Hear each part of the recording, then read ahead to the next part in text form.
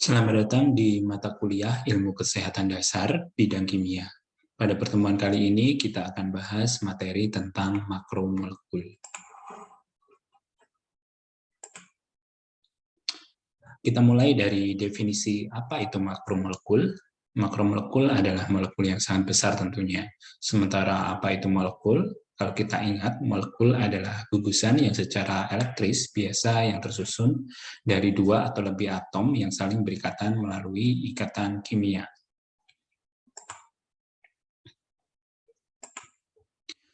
Contoh nyata makromolekul dalam kehidupan kita sehari-hari adalah makromolekul sebagai sumber makanan pokok bagi makhluk hidup.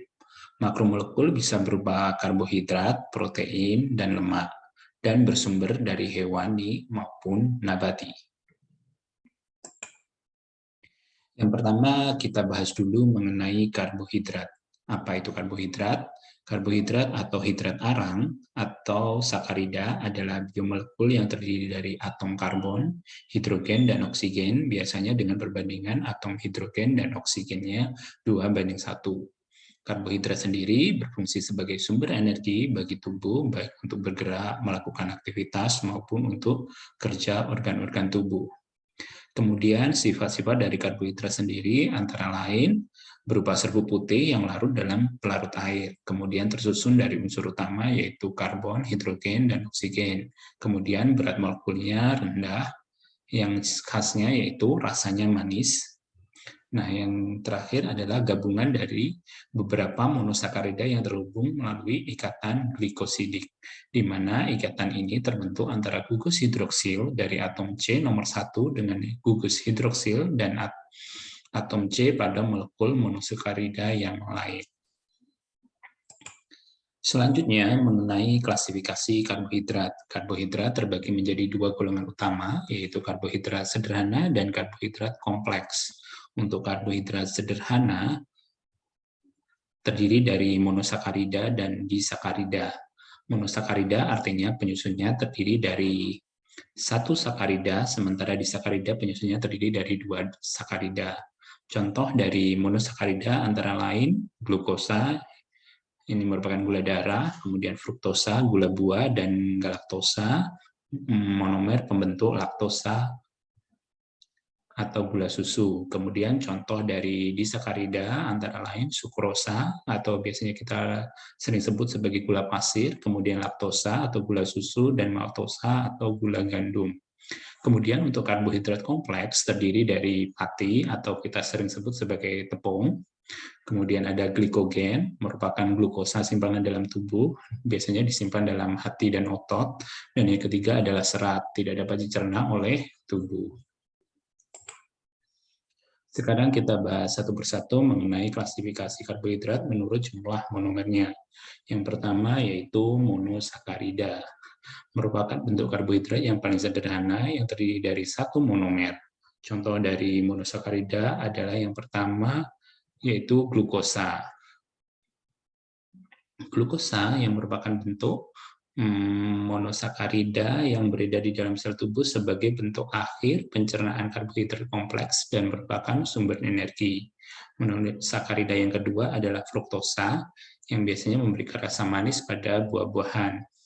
Dan yang ketiga adalah galaktosa, di mana galaktosa adalah monosakarida yang terdapat dalam tubuh hasil dari pencernaan laktosa. Kemudian untuk golongan karbohidrat yang kedua yaitu disakarida terdiri dari dua monomer. Golongan disakarida yang pertama yaitu sukrosa, di mana tersusun dari monosakarida glukosa dan fruktosa. Sukrosa umumnya terdapat pada buah, sayur, dan madu, dan sering kita jumpai dalam bentuk gula pasir. Kemudian disakarida yang kedua adalah maltosa. Maltosa tersusun dari dua monosakarida glukosa. Nah, maltosa sendiri terdapat pada biji-bijian dan serealia, terutama gandum, jelai, jagung, dan tepung yang terbuat dari bahan-bahan tersebut. Oke, Disakarida yang ketiga adalah laktosa, di mana tersusun dari dua monosakarida, yaitu galaktosa dan glukosa. Laktosa dapat kita temui dalam susu. Kemudian untuk karbohidrat yang monomernya lebih dari 2 termasuk golongan dari polisakarida. Polisakarida yang pertama adalah amilum atau biasanya kita sebut sebagai PAKI, merupakan homopolimer glukosa dengan ikatan alfa glikosidik. Terlihat dari strukturnya, merupakan rantai panjang dari monomer-monomernya. Pati terdapat dua fraksi yang dapat dipisahkan dengan air panas. Fraksi yang terlarut disebut sebagai amilosa dan fraksi yang tak larut disebut amilopektin. Contohnya berbagai jenis tepung-tepungan. Oke, polisakarida yang kedua adalah glikogen. Glikogen merupakan pati hewan berupa molekul terbesar di alam yang larut dalam air yang banyak terdapat pada hati dan otot sebagai cadangan energi. Polisakarida berikutnya adalah serat. Serat ada yang berupa selulosa, adalah polisakarida yang terdapat pada dinding sel tanaman. Manusia tidak dapat mencerna selulosa, sehingga selulosa bisa digunakan sebagai bahan makanan ternak dan pembuat kertas. Kemudian serat yang kedua yaitu pektin. Pektin terdapat dalam dinding sel primer tanaman, khususnya di sela-sela antara selulosa dan hemiselulosa. Merupakan polimer dari asam galakturonat yang merupakan turunan galaktosa. Pektin biasanya digunakan dalam pembuatan gel. Selanjutnya mengenai makromolekul yang kedua yaitu protein. Protein sendiri didefinisikan sebagai biopolimer yang terdiri dari asam amino yang jumlahnya banyak yang dihubungkan melalui ikatan peptida. Ikatan peptida adalah ikatan yang menghubungkan dua asam amino melalui gugus karboksil dari satu asam amino dengan gugus amino dari asam amino yang lain. Jadi monomer dari polimer protein adalah asam amino, di mana asam amino memiliki gugus karboksil dan amina. Nah, protein ini merupakan komponen utama penyusun jaringan struktur seperti otot, kuku, rambut, dan kulit. Seperti yang saya sampaikan tadi, monomer dari protein adalah asam amino, di mana struktur dari asam amino terdiri dari satu atom C sentral yang mengikat secara kovalen, di mana yang diikat yaitu gugus amino, gugus karboksil, satu atom H, dan rantai samping gugus R. Nah, asam amino ini bersifat amphoter karena dapat bersifat sebagai asam dan basa karena adanya gugus amino dan karboksil tadi. Kemudian penggolongan asam amino didasarkan pada sifat rantai samping gugus R-nya, digolongkan menjadi asam amino dengan R nonpolar, R polar, ataupun R polar bermuatan. Nah, asam amino yang dibutuhkan oleh tubuh dalam membentuk protein disebut sebagai asam amino esensial, sementara yang non-esensial bisa diproduksi dalam tubuh. Berikut ini adalah beberapa fungsi dari protein, yaitu yang pertama sebagai sumber energi untuk melakukan aktivitas tubuh, yang kedua membentuk sel dan memperbaiki sel tubuh yang rusak. Kemudian yang ketiga membentuk sistem pertahanan tubuh dari benda asing yang berasal dari luar tubuh. Kemudian yang keempat adalah membentuk senyawa esensial, misalnya enzim maupun hormon. Yang kelima adalah sebagai penyeimbang asam dan basa karena sifat dari asam amino tadi yaitu bersifat amphoter. Kemudian yang keenam adalah penyeimbang cairan tubuh, yang ketujuh sebagai transport zat gizi. Selanjutnya mengenai enzim. Enzim adalah biomolekul berupa protein yang berfungsi sebagai katalisator atau pemercepat untuk proses biokimia yang terjadi di dalam sel maupun di luar sel, di mana cara kerja enzim yaitu meningkatkan kecepatan reaksi dengan menurunkan energi aktivasi. Nah, apa itu energi aktivasi? Energi aktivasi adalah energi minimum yang dibutuhkan untuk memulai terjadinya reaksi. Reaksi apa tadi? Reaksi biokimia atau proses biokimia dalam tubuh. Nah, kemudian sifat-sifat Enzim ini antara lain yaitu sebagai biokatalisator, di mana dalam jumlah sedikit dapat mempercepat reaksi, dan enzim sendiri mengalami perubahan kimia yang permanen, artinya tidak bisa kembali ke bentuk yang semula. Nah, kedua, ini bersifat spesifik yang aktif dalam substrat tertentu. Kemudian, sifat enzim ini sangat dipengaruhi oleh suhu, kemudian pH, dan dapat terjadi di luar dan di dalam tubuh. Berikutnya beberapa enzim yang dihasilkan dalam tubuh yang digunakan dalam proses metabolisme dalam tubuh. Dimulai dari enzim yang terdapat dalam mulut yang dihasilkan oleh kelenjar saliva adalah yang pertama yaitu enzim amilase yang berfungsi memecah pati atau amilum menjadi maltosa. Kemudian enzim yang terdapat pada lambung yang dihasilkan oleh dinding lambung yang pertama yaitu ada asam lambung yang berfungsi membunuh bakteri, membantu pepsin dan melarutkan mineral. Kemudian enzim yang kedua di dalam lambung yaitu enzim renin, yaitu mengubah kaseinogen menjadi kasein. Ini terdapat kasein dalam susu maksudnya. Kemudian enzim pepsin ini mengubah protein menjadi proteosa, pepton dan polipeptida. Kemudian enzim yang dihasilkan di dalam usus halus ada di dalam pankreas, dinding usus halus maupun hati. Yang pertama untuk pankreas, enzim yang dihasilkan yaitu enzim karbohidrase pankreas, di mana berfungsi mencerna amilum menjadi maltosa atau disakarida lainnya. Kemudian enzim yang kedua yaitu enzim lipase pankreas, yaitu mengubah emulsi lemak menjadi asam lemak dan gliserol. Kemudian enzim yang dihasilkan pankreas yaitu enzim tripsin, yaitu mengubah protein menjadi polipeptida. Kemudian ada enzim amilase pankreas, mengubah amilum menjadi disakarida maltosa. Kemudian enzim yang dihasilkan di dinding usus halus ada beberapa. Yang pertama yaitu enzim enterokinase, mengubah tripsinogen menjadi tripsin yang digunakan dalam saluran pankreas.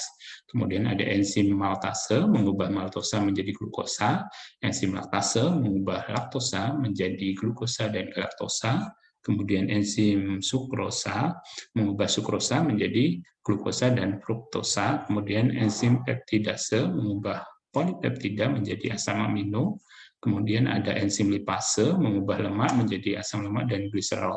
Kemudian enzim yang dihasilkan di dalam hati yaitu empedu, yaitu berfungsi untuk mengemulsikan lemak. Selanjutnya makromolekul yang ketiga adalah lemak. Lemak ini merujuk pada sekelompok besar molekul-molekul alami yang terdiri dari unsur-unsur karbon, hidrogen, dan oksigen yang memiliki energi tinggi. Sifat dari lemak antara lain yaitu tidak larut dalam air. Lemak berasal dapat berasal dari hewan berbentuk padat pada suhu ruangan, atau lemak yang berasal dari tanaman berbentuk cair pada suhu ruangan. Kemudian sifatnya hanya dapat larut pada larutan eter, kloroform, atau benzol. Berikut ini adalah struktur dari lemak merupakan ester, di mana R-nya R1 gugus, artinya dapat sama ataupun berbeda. Kemudian fungsi dari lemak, yang pertama tentunya sebagai sumber energi, kemudian sebagai sumber asam lemak esensial, asam linoleat, dan asam linolenat. Kemudian sebagai pelarut vitamin, membantu transportasi dan absorpsi vitamin, kemudian menghemat penggunaan protein, membantu sekresi asam lambung dan pengosongan lambung, memberi tekstur khusus dan kelezatan makanan, sebagai pelumas dan membantu pengeluaran sisa pencernaan, kemudian memelihara suhu tubuh, kemudian melindungi organ jantung, hati, ginjal dari benturan dan bahaya lainnya. Tapi tentunya kalau kita kelebihan lemak, itu juga tidak bagus. Selanjutnya, klasifikasi lemak. Ada lemak sederhana, terbagi menjadi dua, yaitu lemak netral, terdiri dari monogliserida, digliserida, trigliserida. Kemudian yang kedua, lemak sederhana, yaitu ada ester asam lemak dengan berbagai alkohol. Contohnya yaitu lilin dan minyak. Kemudian untuk lemak majemuk terdiri dari dua, yaitu ester asam lemak yang mengandung gugus lain selain alkohol. Yang kedua, asam lemak yang terikat pada alkoholnya. Contohnya yaitu fosfolipid, glikolipid, sulfolipid, aminolipid, dan lipoprotein. Kemudian lemak turunan, contohnya yaitu alkohol, asam lemak, gliserol, steroid, lemak aldehid, dan vitamin A, D, E, K. Di mana asam lemak dibagi menjadi 4, yaitu asam lemak jenuh, asam lemak tak jenuh atau yang memiliki ikatan rangkap tunggal, kemudian asam lemak tak jenuh yaitu memiliki ikatan rangkap ganda, dan asam lemak trans. Nah, berikutnya apa perbedaan antara asam lemak jenuh dan tak jenuh? Untuk asam lemak jenuh ini bersifat non-esensial, dapat disintesis oleh tubuh, berupa padat pada suhu kamar, kemudian diperoleh dari sumber zat hewani, contohnya mentega, tidak ada ikatan rangkap. Artinya sudah jenuh itu berarti tidak ada ikatan rangkap. Kemudian asam lemak tidak jenuh, bersifat esensial, tidak dapat diproduksi dari dalam tubuh, kemudian berupa cair pada suhu kamar, diperoleh dari sumber zat nabati, contohnya minyak goreng, terdapat ada ikatan rangkap, dan memiliki ikatan rangkap atau biasanya disebut tidak jenuh karena memiliki unsaturated, artinya memiliki ikatan rangkap, masih bisa dipecah lagi. Nah, berikutnya akibat gangguan dari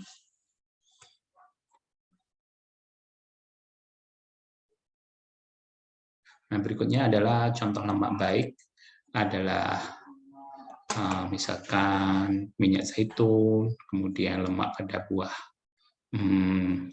alpukat, kemudian dari biji-bijian, dan juga dari coklat. Kemudian untuk lemak jahat ini contohnya lemak-lemak yang berada pada makanan junk food, misalkan mentega, kemudian minyak yang digunakan untuk menggoreng french fries, kemudian dari hamburger, dan makanan sereal. Nah, ini berikutnya contoh dari lemak jahat ini dapat menimbulkan kolesterol. Nah, untuk mengetahui kolesterol biasanya kita cek dengan menggunakan alat uji kolesterol. Nah, ini beberapa penyakit akibat gangguan metabolisme karbohidrat, di mana suatu penyakit menahun yang ditandai oleh kadar glukosa darah yang melebihi nilai normal secara menahun. Nah, sebutan glukosa darah sering dikenal oleh masyarakat sebagai dengan gula darah atau biasanya diabetes. Nah, gejala diabetes itu biasanya kita mudah letah, kemudian berat badan menurun, tetapi nafsu makan bertambah, kemudian merasa lemas, haus, kemudian sering buang air kecil, terutama pada malam hari, kemudian apabila kita terluka akan sukar sembuh, dan sering mengalami kesemutan, kemudian pandangan kabur, gairah seks menurun, kemudian gatal-gatal, terutama di daerah kelamin. Nah, diet pada diabetes mellitus yang pertama yaitu cara mengatur makanan, di mana jumlah kalori ditentukan menurut umur, jenis kelamin, berat badan, tinggi badan, dan aktivitas. Kemudian yang kedua, batasi penggunaan karbohidrat kompleks seperti nasi, lontong, roti, ketan, jagung, kentang, dan lain-lain. Kemudian dikurangi jumlah porsinya dari kebiasaan sehari-hari. Kemudian hindari penggunaan sumber karbohidrat sederhana atau yang mudah diserap, seperti gula pasir atau sukrosa tadi, kemudian gula jawa, sirup, kemudian selai, manis, buah-buahan, susu kental manis, apalagi, kemudian minuman botol ringan, yang meskipun bersoda tetapi kandungan gulanya sangat tinggi, kemudian dodol, es krim, atau kue manis, dan sebagainya. Nah, yang kedua, penyakit akibat gangguan metabolisme protein, di mana penyakit yang akibat gangguan metabolisme protein contohnya yaitu penyakit asam urat, disebabkan oleh peningkatan asam urat dalam darah dan menyerang persendian, terutama sendi jempol kaki. Nah, ada beberapa hal yang bisa kita lakukan untuk mencegah asam urat, diantaranya menghindari atau mengurangi makanan dengan kadar purin tinggi, kemudian banyak minum air putih, kemudian jangan terlalu lelah, kemudian jangan sembarangan mengkonsumsi obat. Nah, berikutnya penyakit akibat gangguan metabolisme lemak.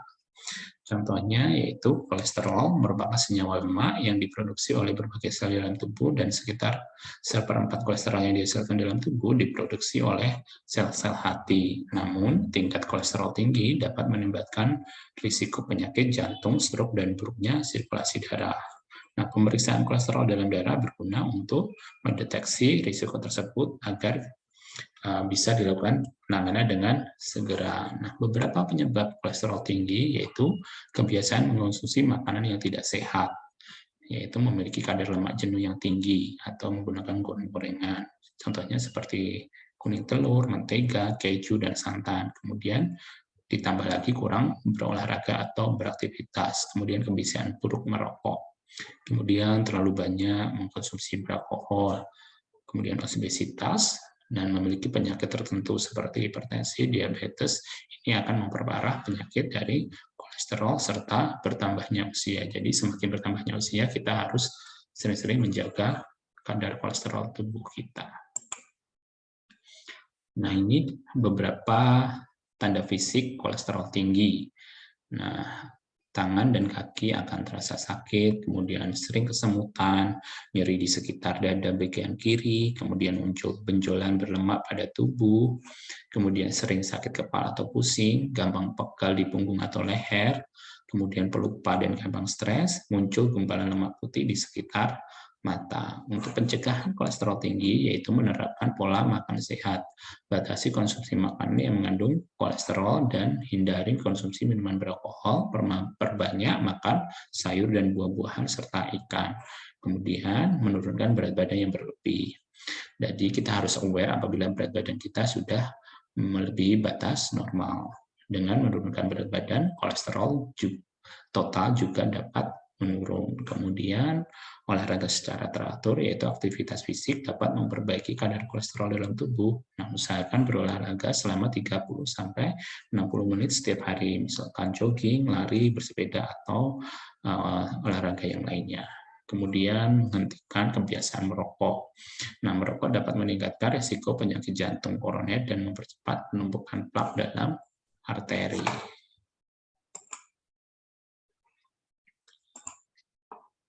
Oke, demikian tadi materi tentang makromolekul yang disampaikan pada mata kuliah ilmu kesehatan dasar bidang kimia. Saya akhiri, terima kasih atas perhatiannya.